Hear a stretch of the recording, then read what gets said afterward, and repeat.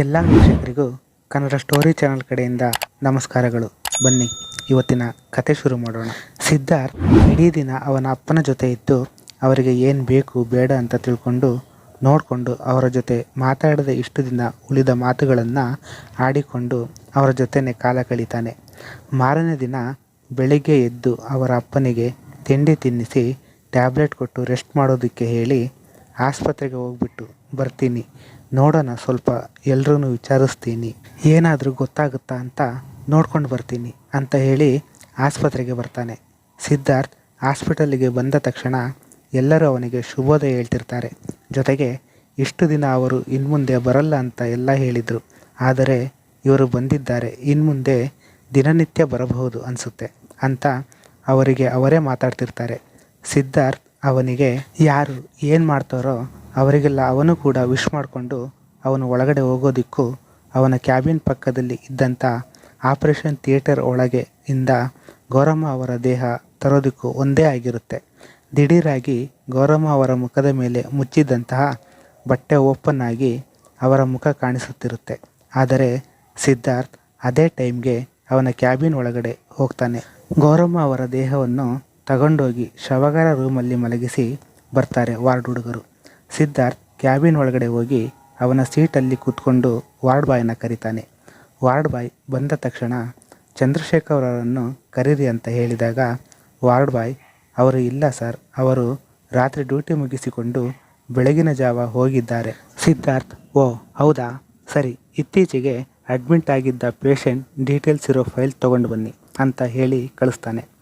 Ward boy ಇವರು ಏನು ದಿಢೀರಾಗಿ ಬಂದು ಈ ಫೈಲ್ ಕೇಳಿದ್ದಾರೆ, ಚಂದ್ರಶೇಖರ್ ಸರ್ ಬೇರೆ ಇಲ್ಲ, ಆಮೇಲೆ ಬಂದು ಅದನ್ನೆಲ್ಲ ಯಾಕೆ ಕೊಟ್ಟೆ ಅಂತ ಬೈದರೆ ಏನಪ್ಪ ಮಾಡೋದು, ಇವರಿಗೆ ಕೊಡದೇ ಇರೋದಕ್ಕೆ ಆಗಲ್ಲ, ಹಾಸ್ಪಿಟಲ್ ಇವರದು, ಮಾಲೀಕ ಇವರೇನೆ, ಏನಪ್ಪ ಮಾಡಲಿ ನಾನು ಇವಾಗ ಅಂತ ಅಂದ್ಕೊಂಡು ಯಾವುದಕ್ಕೂ ಒಂದು ಸಲ ಸರ್ಗೆ ಫೋನ್ ಮಾಡಿ ಹೇಳೋಣ, ಸಿದ್ಧಾರ್ಥ್ ಸರ್ ಆಸ್ಪತ್ರೆಗೆ ಬಂದಿದ್ದಾರೆ, ಫೈಲ್ಸ್ ಕೇಳಿದ್ದಾರೆ ಅಂತ ಹೇಳಿಕೊಂಡು ಚಂದ್ರಶೇಖರ್ ಅವರಿಗೆ ಫೋನ್ ಮಾಡ್ತಾನೆ.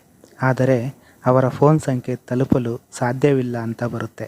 ಇವನು ಇನ್ನೂ ಅಲ್ಲೇ ನಿಂತ್ಕೊಂಡು ಯೋಚನೆ ಮಾಡ್ತಿದ್ದಾಗ ಸಿದ್ಧಾರ್ಥ್ ಮತ್ತೆ ಕರೀತಾನೆ. ಆಗ ನಾನೇನು ಮಾಡೋಕ್ಕಾಗಲ್ಲ, ಅವರು ಕೇಳಿದ ಫೈಲ್ ತಗೊಂಡೋಗಿ ಕೊಡ್ತೀನಿ ಅಷ್ಟೇ ಅಂತ ಹೇಳ್ಕೊಂಡು ಫೈಲ್ ಕೊಡ್ತಾನೆ. ಒಟ್ಟು 2 ಫೈಲ್ ಇರುತ್ತೆ.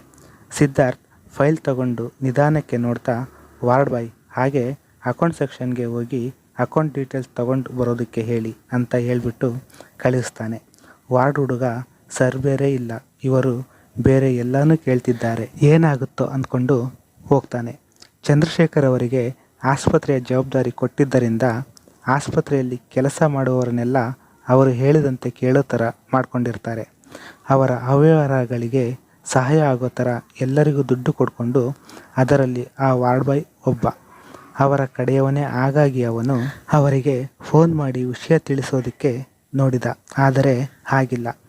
ಆರಾಧ್ಯನ ಪೊಲೀಸ್ ಅವರು ಕರೆದುಕೊಂಡು ಹೋಗಿ ಜೈಲಿನ ಒಳಗಡೆ ಕೂರಿಸ್ತಾರೆ. ಆರಾಧ್ಯ ಅದರ ಒಳಗಡೆ ಕೂತ್ಕೊಂಡು ಯೋಚನೆ ಮಾಡ್ತಿರ್ತಾಳೆ, ನನಗೆ ಯಾಕೆ ಈ ಥರ ಆಗುತ್ತೆ, ಚಿಕ್ಕ ವಯಸ್ಸಿನಿಂದ ಒಂಥರ ಕಷ್ಟ ಅನಿಸಿತು, ಇವಾಗ ಅಜ್ಜಿ ಜೊತೆ ಇರುವಾಗಿನಿಂದ ಸ್ವಲ್ಪ ಖುಷಿಯಾಗಿ ನೆಮ್ಮದಿಯಾಗಿ ಆದರೆ ಈಗ ನಾನು ಏನೂ ತಪ್ಪು ಮಾಡಿಲ್ಲ ಅಂದರೂ ಯಾಕೆ ಈ ಥರ ನನ್ನ ಮೇಲೆ ಸುಮ್ಮನೆ ಅಪವಾದ ಹೊರಿಸಿ ನನ್ನನ್ನು ಜೈಲಿಗೆ ಕಳಿಸಿದ್ದಾರೆ, ನಾನೇನು ಮಾಡಿದ್ದೀನಿ ಸಹನಾಗೆ, ಯಾಕೆ ಈ ಥರ ಮಾಡಿದಳು, ಅಜ್ಜಿಗೆ ಈ ವಿಷಯ ಗೊತ್ತಾದರೆ ಅವರು ನನ್ನ ಬಗ್ಗೆ ಏನು ತಿಳ್ಕೊಳ್ಳಲ್ಲ, ಅವರ ಮನಸ್ಸಿಗೆ ಎಷ್ಟು ಬೇಜಾರಾಗುತ್ತೆ, ನನ್ನ ಬಗ್ಗೆ ಎಷ್ಟೊಂದು ಕನಸು ಕಟ್ಟಿಕೊಂಡಿದ್ದಾರೆ, ನಿನ್ನೆ ಬೆಳಿಗ್ಗೆ ಎಷ್ಟು ಖುಷಿಯಿಂದ ಕಾಲೇಜಿಗೆ ಹೋಗಿದ್ದೆ, ಇವತ್ತು ಪರೀಕ್ಷೆ ಮುಗಿಯುತ್ತೆ, ಮನೆಯಲ್ಲಿ ಅಜ್ಜಿ ಜೊತೆ 2 ದಿನ ರೆಸ್ಟ್ ಮಾಡಿ ಆಮೇಲೆ ಅಜ್ಜಿ ನಾನು 1 ವಾರ ಟ್ರಿಪ್ ಹೋಗಬೇಕು ಅಂತ ಎಲ್ಲ, ಆದರೆ ನಾನು ಅಂದ್ಕೊಂಡೇ ಇರಲಿಲ್ಲ ಈ ಥರ ಜೈಲಲ್ಲಿ ಇರ್ತೀನಿ ಅಂತ. ಇನ್ನು ಸಿದ್ಧಾರ್ಥ್ ಸರ್ ಯಾಕೆ ನಾನು ನಿನ್ನೆ ಬೆಳಿಗ್ಗೆಯಿಂದ ಮನೇಲಿ ಇಲ್ಲ ಅಂತ ಗೊತ್ತಿದ್ದರೂ ನನ್ನ ಬಗ್ಗೆ ಯಾರ ಹತ್ರನೂ ವಿಚಾರಿಸಿಲ್ವಾ, ನಾನೇ ಸುಮ್ಮನೆ ಎಲ್ಲರನ್ನೂ ಬೇಗ ಹಚ್ಕೋತೀನಿ ಅನ್ಸುತ್ತೆ. ನಾನು ಏನಿದ್ರೂ ಮೊದಲು ಯಾವ ರೀತಿ ಇದ್ನೋ ಅದೇ ರೀತಿ ಇರಬೇಕು, ಅದೇ ಸರಿ, ನಾನು ಖುಷಿಯಿಂದ ಇರೋದು ಆ ದೇವರಿಗೂ ಇಷ್ಟ ಇಲ್ಲ ಅನಿಸುತ್ತೆ, ಅದಕ್ಕೆ ನನಗೆ ಯಾವಾಗಲೂ ಈ ರೀತಿ ಮಾಡೋದು ಅಂತ ಮೌನವಾಗಿ ಯೋಚನೆ ಮಾಡ್ತಾ ಕಣ್ಣೀರು ಹಾಕ್ತಾಳೆ. ರಾಹುಲ್ ಅವನ ಫ್ರೆಂಡ್ ಮನೆಗೆ ಬರ್ತಾನೆ. ಅವನ ಫ್ರೆಂಡ್ ಹೆಸರು ರಕ್ಷಿತ್ ಅಂತ. ರಾಹುಲ್ನ ನಿಜವಾಗ್ಲೂ ಇಷ್ಟಪಡೋ ಅಂಥ ಫ್ರೆಂಡ್ ಅಂದರೆ ಅದು ರಕ್ಷಿತ್. ಅವನು ಶ್ರೀಮಂತ ಆಗಿದ್ದರೂ ಅವನಿಗೆ ಜಂಬ ಇರಲ್ಲ. ರಾಹುಲ್ಗೆ ಒಬ್ಬ ಫ್ರೆಂಡ್ ಆಗಿರ್ತಾನೆ. ಹಾಗಾಗಿ ರಾಹುಲ್ ಇವನ ಸಹಾಯ ತಗೊಳ್ಳೋದಕ್ಕೆ ಅಂತ ಅವನ ಮನೆಗೆ ಬರ್ತಾನೆ.